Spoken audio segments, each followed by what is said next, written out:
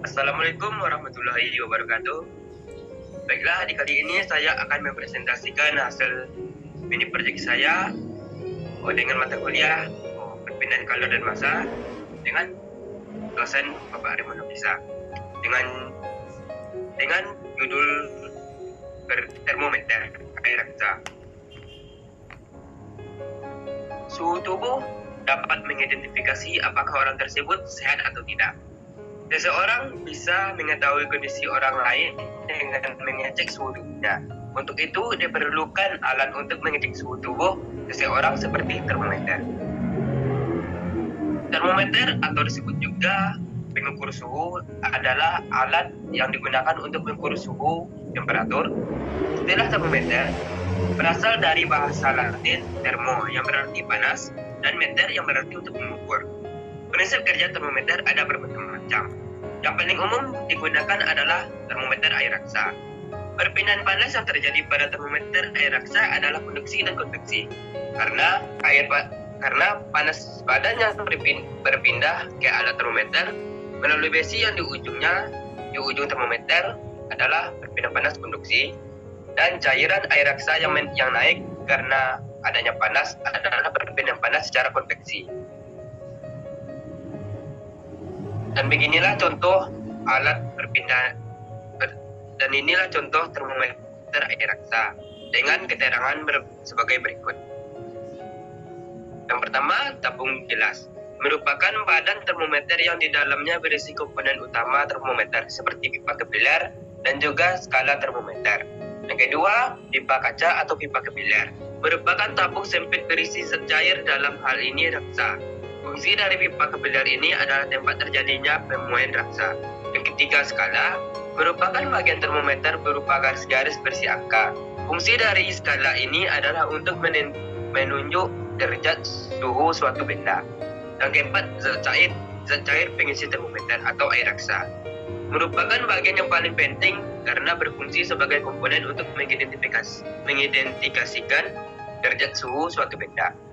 Yang kelima, lekukan biasanya terdapat pada kolom raksa sebuah termometer badan.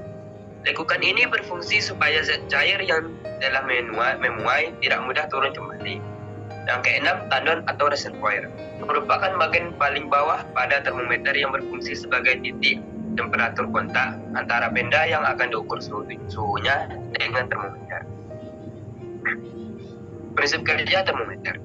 Prinsip dasar kerja termometer adalah pemuaian zat cair yang memiliki sifat termometrik.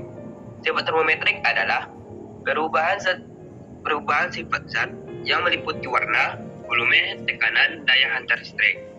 Akibat perubahan suhu, suatu benda dikatakan memiliki sifat termometrik apabila memiliki ciri-ciri atau karakteristik sebagai berikut. Yang pertama, jika benda dipanaskan akan memuai dan jika didinginkan akan menyusut. Yang kedua, jika dua benda yang suhunya tidak sama disentuhkan atau dicampurkan, akan terjadi perpindahan panas dari benda yang bersuhu tinggi ke benda yang bersuhu rendah. Termometer bekerja berdasarkan pemuaian zat cair yang ada pada reservoir. Cara menggunakannya adalah dengan menyentuhkan reservoir pada benda yang akan diukur suhunya. Apabila reservoir atau tandon air raksa bersentuhan dengan benda yang bersuhu panas, maka zat cair dalam reservoir akan memuai. Arah pemuaian zat cair dalam reservoir akan menuju jalur pipa kepiler yang berisi skala. Semakin tinggi suhu suatu benda, maka zat pada pipa kepiler akan semakin tinggi. Sebaliknya, apabila reservoir bersentuhan dengan benda yang bersuhu rendah, maka zat cair dalam reservoir akan menyusut, sehingga permukaan zat cair pada pipa kepiler yang diberi skala akan turun. Tinggi rendahnya suatu benda yang diukur suhunya dapat dihitung dari tinggi permukaan zat cair pada pipa kepiler. Pada prinsipnya, semua zat cair dapat digunakan untuk mengisi reservoir sebuah termometer. Hingga sekarang, yang paling banyak digunakan untuk mengisi reservoir termometer adalah air raksa atau hidrogium diberi simbol Ag. Persamaan konduksi dan konveksi. Konduksi adalah H sama dengan Q per T sama dengan K dikali A dikali delta T per L, atau Q sama dengan K dikali A dikali T dikali delta T per L. Persamaan konveksinya H sama dengan Q per T sama dengan H dikali A dikali delta T pangkat 4. Dengan keterangan Q adalah kalor, K sama dengan konduktivitas termal, A sama dengan jalur penambang, delta T perubahan suhu, L panjang, A kalor yang merambat persatuan waktu, dan T adalah waktu. Ulasan pemanfaatan. Selain air raksa, dapat juga digunakan alkohol untuk mengisi tabung termometer. Akan tetapi, alkohol tidak dapat mengukur temperatur yang tinggi karena titik didihnya 78 derajat Celcius. Namun, alkohol dapat mengukur temperatur yang lebih rendah karena titik bekunya pada temperatur 144 derajat Celcius.